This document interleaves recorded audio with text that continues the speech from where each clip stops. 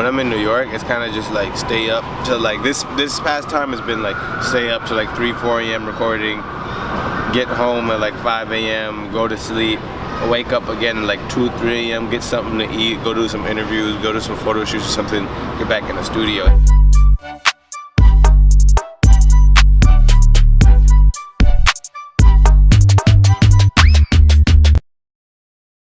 I came up with the title Peanut Butter Prince just randomly while I was recording a song called Evergreens in my room, and it's just me, like just peanut butter, smooth, everyone loves peanut butter, the color of peanut butter, and I didn't know it was gonna stick like that, no pun intended, but like after the song dropped, people just started calling me Peanut Butter Prince, and so I just ran with it.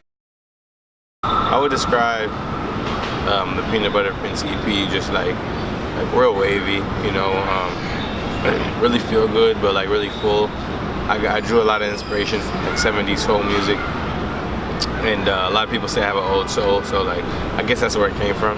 It's like real feel good, like summer music. Don't Wait was inspired by like that whole era, you know, like Hall & Oates and all those guys, like the Watt Stax era. And it's like everything before this generation, like kind of before hip hop, you know what I mean? A little bit, like before hip hop was fully formed. That's what I was mainly inspired by. It's like the older genres. I think I've progressed musically because in a way that I don't really have to try anymore. Like I just kind of like express myself. It's like a muscle. It's like muscle memory now when I make songs.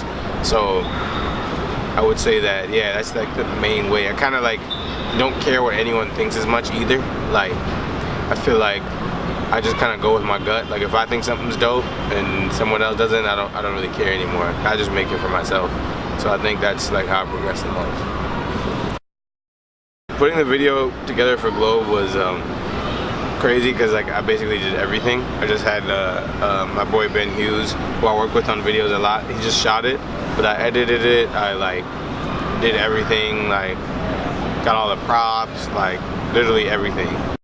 I linked up with Dreli just like in Minnesota, like just both being from the same city as musicians, and I think the combination of Dreli and Bokeh, like our comedy show, is just, it's like the combination in real life. Like that's why it works well. It's because like we actually hang out and like crack jokes all the time. So we just were like, how is a way that we can kind of put what's going on in our head on video. So yeah, I think that's why. Coming to LA came about just like because we were literally moving to LA and trying to get like settled out there, and there was like so many characters we were meeting that were just like ridiculous people.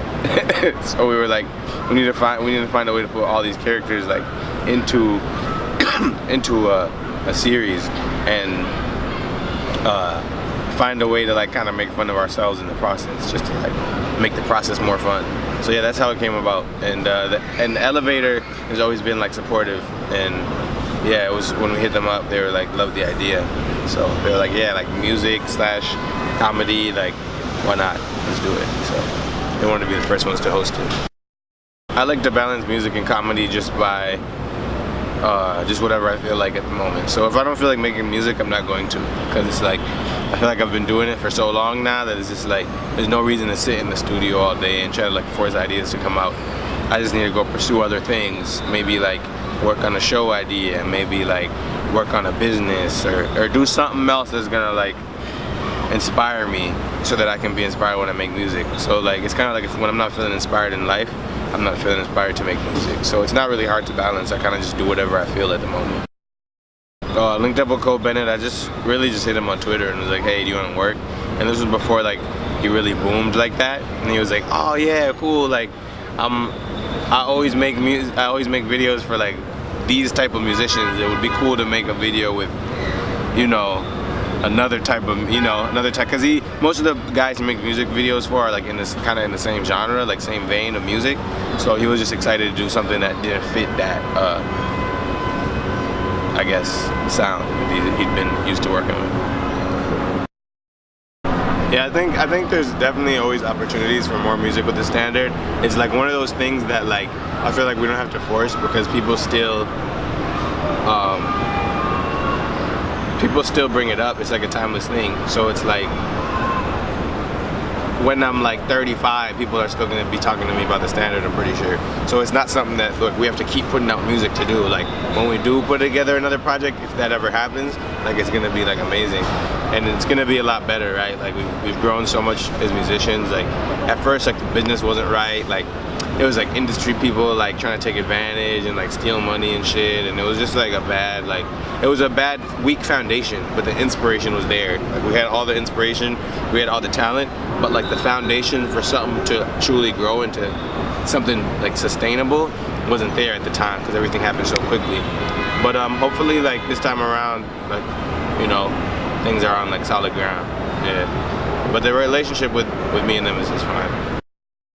I feel like with all the standard guys being together at the same time, the funny thing about it, it's not even really like one story, it's just like how different all of us are. So like if we're like working, for example, in a studio together and like are just all in the studio or all in like a place together for a month, it's just funny like the different adventures everyone like goes on that are so different from each other. Like Bobby and Spooky are like really close, but then again they're like so different from each other. Like me and Spooky are cool, but like our personalities are just different. Like I'm way more outgoing, he just likes to like be quiet and like not really talk to anyone. Bobby's like in the middle, he like switches back and forth, and Simon is just like the ladies man, you feel me? It's just like everyone gets into like their own trouble and shit when we're all together. So I guess that makes it funny. Music scene in Minnesota is like still like, it hasn't matured yet, you know what I mean? I feel like as far as this new generation, I think all of like the kids now are just like experimenting and trying to find their sound and grow. So it's like still like in its ages of like becoming sustainable. There's no like business there really, you know, like there's like the local music scene, but there's no industry in Minnesota as far as like how there's like an industry in places like New York or LA or even Chicago. But yeah, it's just growing. That's how I describe it. The status of my relationship with Kanye is like, I mean, like we don't really talk or anything, like, but I feel like it's kind of awkward right now. But that's just cause like, I don't know, I'm the type of person that like, if I see something that's like fucked up, I don't care like how famous or rich you are, etc. Like I don't care what I could possibly like gain from you. I'm gonna speak up on it. You know what I mean? So that's just who I am. So I think that's why it's like kind of awkward right now when somebody's used to like having people around that like aren't gonna like speak up for themselves if like something's being done to them because they're like, oh no, this person's like more powerful than me, or this person blah blah blah. Like that's their own decision. So I feel like I'm one of the only people that, it's like, why would I'm one of the only people that's like not scared to express myself no matter what. Cause it's like, I'm not like always loud, like I'm not like always like the loud one or like on Twitter, like all caps and shit like that. But if something's up, I'm gonna speak up about it. Like something has to personally affect me for me to speak up about it. So like, yeah, for me it's just one of those things, like I don't really care, you know, but I'm pretty sure one day like it'll be like solved or whatever. I don't think it's like all negative. I just think it's like a misunderstanding really. People between us two, so yeah. But I'm sure I'll hear from him soon. Yeah. Oh man, some of my favorite upcoming artists right now are Dreli, like the people I hang around. There's this dude named Kamal who's really fire. He's from, I think he's from the DMV, but he lives in New York. My bad if I forgot the city. This dude Topaz Jones who's really fire. I believe he's from here. This artist Simba Lives Long was really cool too. There's like a lot of, this dude Jaleel too, from I think he's from Maryland, but he stays in LA, not too far from me. Yeah, there's like a lot of up and coming artists that like paying attention to right now. For me, like the term SoundCloud rapper right now is outdated because like everyone that, it's just another like form of releasing your music. So it's like that would be like calling people before technology like CD rappers. Like what does that mean? Like that's how you distribute music, is a CD. So it's like calling someone a SoundCloud, it's like this is a mean to release your music. Like I have music on SoundCloud, so does every musician right now. So it's just kind of dumb. I feel like it's kind of like outdated. I don't know, the typical Allan Kingdom fan is, I feel like a pretty open-minded person. Like whenever I have like fans come up to me, they're usually pretty chill. Like sometimes you have people that are like you know, act like super weird and shit. But I think that's because like I'm not like as big as like, I'm not at the peak of my career yet. I think people like act weirder, I think the more like famous you get and shit. So I think for me, cause I'm like still like on the rise in terms of like my career path, everyone that knows about me is just kind of like on some chill shit. It's not like, oh my God. Like I said, occasionally you get those, but like, I don't know, pretty open-minded people, yeah. That's a good question. Like my fans to me are just like regular people like me, really, because I'm fans of other musicians. So I kind of look at it like from both sides. I just feel like they're just regular people. They just like my music. They just relate to it, you know? That's really it. Like, and I think I'm just like glad I can make music that like people appreciate, you know? Yeah, check out, I don't know when this video will be out, but check out my single Energized.